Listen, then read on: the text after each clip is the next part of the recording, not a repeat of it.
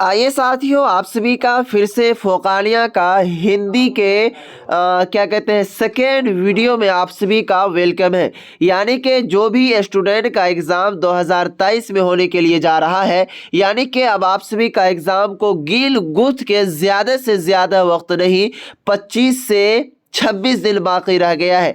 तो इसीलिए आपसे मैं रिक्वेस्ट करूँगा, अगर आप कहें तो मैं आप सभी का तहे दिल से मैं कहना चाहूँगा कि आप सभी मेहनत से तैयारी करें, ताकि आप अपना भी नाम रोशन करें, अपने वालिद वालिदा का नाम रोशन करें, अपने गांव का नाम रोशन करें, अपने शहर का नाम रोशन करें। जी हाँ साथियों, आइए, ये हिंदी का सेकेंड वीडियो है। यानी कि आप सभी को इससे यानी कि व्याकरण बोलते हैं हिंदी में। अगर उर्दू में इसे समझने की कोशिश करें तो इसे कहा जाता है कवायद, और इसे इंग्लिश में समझने की कोशिश करें तो इसे कहा जाता है ग्रामर। यानी कि अब आप सभी के जो हिंदी के 100 नंबर के जो सवालात रहते हैं, उसमें से 30 से 35 मार्क के ऑब्जेक्टिव रहते हैं, और साथियों आपके 20 से 25 मार्क के जो है व्याकरण से सवाल पूछे जाते हैं सब्जेक्टिव में। तो चलिए, जो जो सवाल पूछे जाते हैं उससे मैं आपको रूबरू करवा दूं, आप उसे लिख लीजिए, आप इसे फाड़ कर भी रख सकते हैं।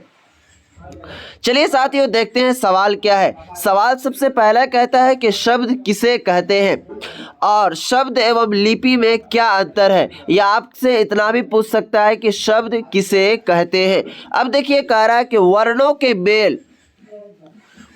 के मेल को जिनका निश्चित अर्थ हो उसे शब्द कहते हैं। यानी जैसे अगर आपको उर्दू में समझाने की कोशिश करूं, अलीफ प्लस बा बराबर क्या होगा, तो अब होगा। तो ये शब्द का मेल हुआ, वर्णों का मेल हुआ, यानी कि हरूफ को मिलाए तो ये एक शब्द बन गया। अब से कोई निश्चित क्या कहते हैं मान्य, यानी कि मीनिंग समझ में आ रहा है, तो उसे हम क्या कहेंगे, तो शब्द कहेंगे। यानी कि वर्णों के मेल को जिनका निश्चित अर्थ हो, कोई ना कोई अर्थ हो, तो उसे हम क्या कहेंगे, शब्द कहेंगे।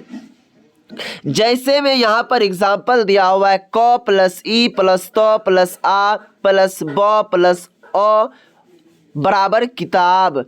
किताब से कोई शब्द यानी कि कोई मीनिंग आपको समझ में आ रहा है। जैसे अगर किताब को आप पढ़ेंगे तो मुझे ये शब्द मिलेगी, ये नॉलेज मिलेगी।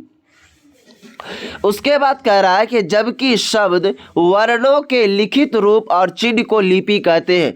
यानी कि शब्द और वर्ण यानी कि हरूफ जो लिखा हुआ रहेगा और उसमें जो भी चिन्ह दिया हुआ रहता है, जैसे अलिफ है तो अलिफ में कोई भी नुक्ता नहीं होता है, बा है तो बा में एक नुक्ता होता है, तो इसे हम क्या कहेंगे, लिपि कहेंगे। ये नुक्ता ही से ना पहचाना जाता है कि साथियों ये बा है। तो आपको ये समझ में आ गया।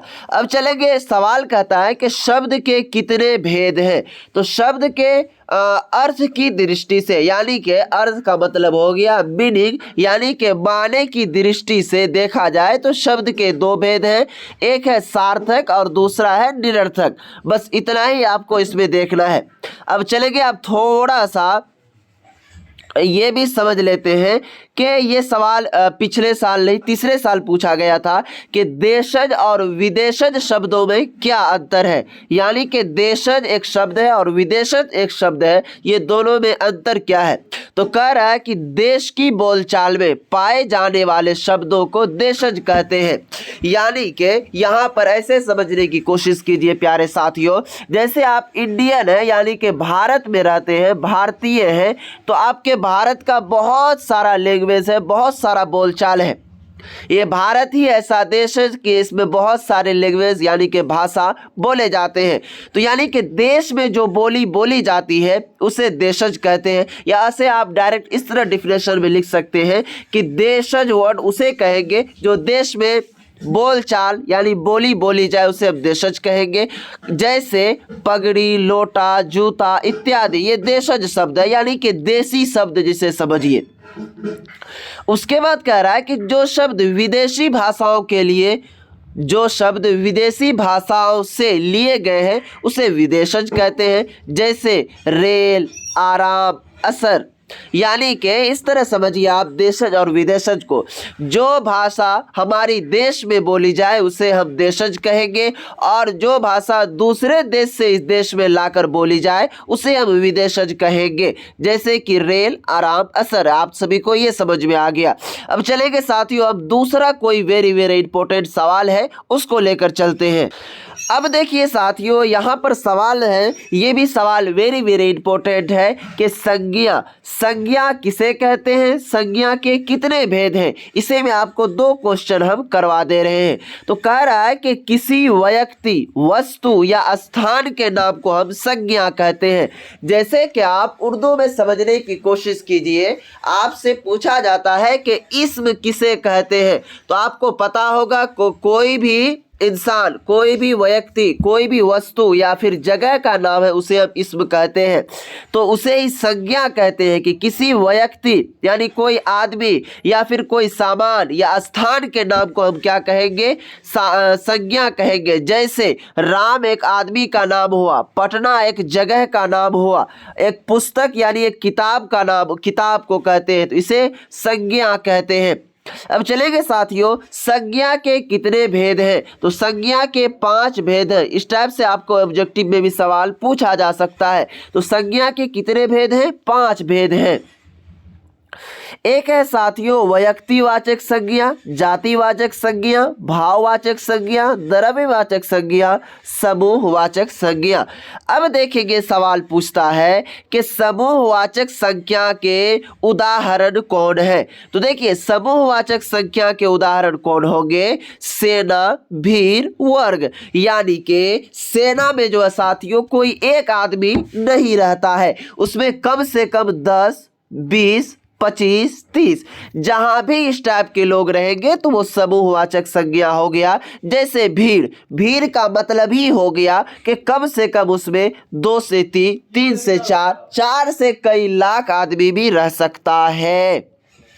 अब चलिए साथियों व्यक्तिवाचक संज्ञा का उदाहरण कौन है, तो राम, हिमालय, गंगा, यानी कि ये व्यक्तिवाचक है। जातिवाचक संज्ञा कौन है, गाय, पुस्तक, नाव।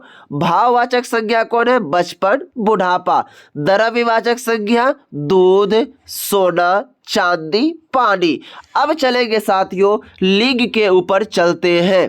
कह रहा है कि लिंग किसे कहते हैं, इसके कितने और कौन कौन भेद हैं।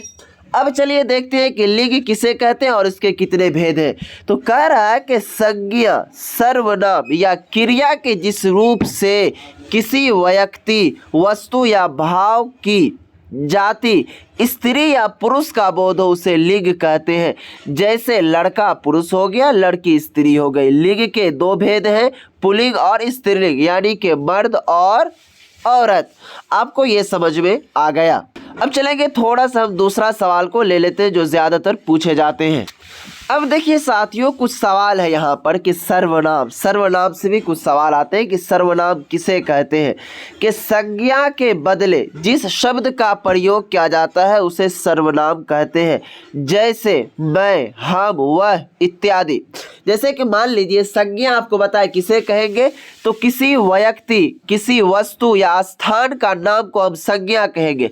लेकिन उस संज्ञा के बदले में, यानी कि मान लीजिए किसी का नाम है राम और ये आगे बैठा हुआ है, तो उसका नाम न लेकर के उसको कह देंगे कि वह है, वहाँ है, तो इसको क्या कहेंगे कि सर्वनाम कहेंगे। अब चलेंगे साथियों, कह रहा है कि सर्वनाम के कितने भेद हैं, प्रत्येक का एक एक उदाहरण है। तो सर्वनाम के 6 भेद हैं और संज्ञा के 5 भेद थे। सर्वनाम के 6 भेद और संज्ञा के 5 भेद हैं। तो कह रहा है कि संज्ञा के 6 भेद निम्नलिखित हैं। नंबर 1 में कह रहा है कि पुरुषवाचक, निश्चयवाचक और निश्चयवाचक, और साथियों यहाँ पर दूसरा है संबंधवाचक, प्रश्नवाचक, निजवाचक। उसके बाद उदाहरण नहीं पूछता, इसे छोड़ दीजिए। अब चलेंगे, सवाल कह रहा है कि विशेषण किसे कहते हैं। तो कह रहा है कि जो शब्द किसी संज्ञा की विशेषता, गुण, धर्म आदि बताए उसे हम विशेषण कहते हैं। जैसे लाल कपड़ा, अच्छा लड़का।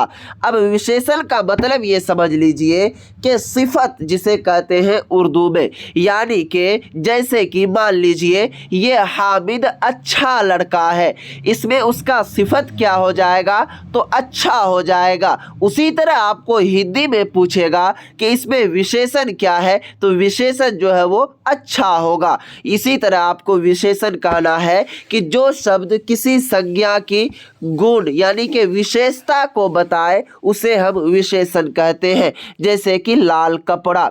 अब उसके बाद कह रहा है कि विशेषण के कितने भेद होते हैं, तो विशेषण के 4 भेद होते हैं। गुणवाचक, संख्यावाचक, उसके बाद है परिणामवाचक, उसके बाद है सर्वनामिक विशेषण। इस तरह से आपके बनते हैं। अब चलेंगे, अगर आप इसे पढ़ना चाहें तो आप यहाँ पर इस तरह समझ सकते हैं। हालांकि उतना डिफिकल्ट सवाल फोकालिया के एग्जाम हिंदी में नहीं पूछे जाते हैं। अब आइए साथियों, थोड़ा सा एक मोटा सवाल ले लेते हैं। क्रिया, यानी कि क्रिया का मतलब आप वो वाला क्रिया मत समझ लीजिएगा जो गांव घर में दिया जाता है कि हेरे तो अपन बाप की क्रिया खाई की काम नहीं करवो या नहीं करेंगे, तो वो ये क्रिया नहीं है। क्रिया का मतलब होता है साथियों काम, जिसे इंग्लिश में कहा जाता है वर्क और अपने भाषा में काम कहा जाता है, उसे क्रिया कहते हैं। क्रिया किसे कहते हैं, जिस शब्द से किसी कार्य, कार्य का मतलब हो गया काम के होने का बोध हो, यानी कि पता चले, उसे हम क्रिया कहते हैं। जैसे रमेश जाता है, तो जाता क्या हो गया, एक क्रिया है यानी कि वर्क है। क्रिया के 2 भेद कितने हैं, तो क्रिया के 2 भेद हैं, एक है अकर्मक, एक है स्वकर्मक। तो आपको ज्यादा उतना नहीं पढ़ना है। अब चलेंगे साथियों, दूसरा सवाल देखते हैं क्या है। दूसरा सवाल कहता है कि काल, काल किसे कहते हैं, तो कह रहा है कि क्रिया के उस रूपांतर को काल कहते हैं जिससे क्रिया के आधार का समय तथा उसकी पूर्ण या अपूर्ण अवस्था का बोध होता है। जैसे मैं पढ़ता हूँ, मैं पढ़ रहा था, मैं पढ़ूंगा, यानी कि फ्यूचर में जो अभी कर रहे हैं ये सभी चीज में क्या कहेंगे, काल कहेंगे।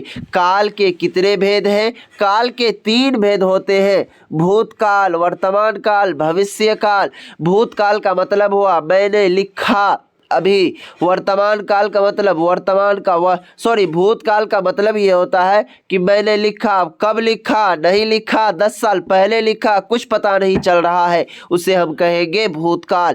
वर्तमान काल का मतलब होता है कि अभी जो प्रेजेंट में कर रहे हैं, यानी कि वर्तमान में कर रहे हैं। जैसे कि मैं अभी पढ़ रहा हूँ, वह पढ़ रहा है, वह पढ़ रही है, वह खेल रही है, ये सब क्या होगा, वर्तमान काल। भविष्य काल का मतलब होता है फ्यूचर, जिसे उर्दू में कहते हैं मुस्तकबिल साथियों। वह पढ़ेगा, अब मालूम नहीं कि कब पढ़ेगा, आने वाला समय में पढ़ेगा। तो ये हो गया काल। काल के 3 भेद हैं, भूतकाल, वर्तमान काल, भविष्य काल। देखिए साथियों, आप सभी का ये 14 से 15 मिनट देखने का ये वीडियोस जो है, ये देखने के बाद 30 से 35 नंबर अगर हल हो जाता है इस तरह से, तो इससे बढ़कर आपकी और क्या हो सकती है। तो चलिए संधि में आते हैं। संधि किसे कहते हैं, तो संधि कह रहे हैं कि 2 वर्णों के मेल से जो विकार उत्पन्न हो उसे संधि कहते हैं। जैसे देव प्लस इंद्र, देवेंद्र, दीक प्लस गज बराबर दिग्गज, इसे हम क्या कहेंगे, संधि कहेंगे। संधि कितने प्रकार की होती है, तो 3 प्रकार की, स्वर संधि, व्यंजन संधि, विसर्ग संधि। तो संधि से ज्यादा सवाल नहीं आते हैं। तो इस टाइप से साथियों देखिए, आपने 14 से 13 मिनट की वीडियोस देखा और आपका इससे अगर मान लीजिए 30 से 35 सवाल नंबर के हल हो गए, तो इससे बढ़कर और आपकी क्या हो सकती है। तो इसीलिए आपसे मैं गुजारिश करूंगा कि आप सभी बढ़ चढ़कर मेहनत से तैयारी करें, क्योंकि यह आपका सर्टिफिकेट ही आपका वैल्यू देगा, बल्कि आपका नॉलेज नहीं। क्योंकि अगर आपके सर्टिफिकेट पर मार्क है तभी आपका मालूम चलेगा कि आप कितने पढ़े लिखे थे।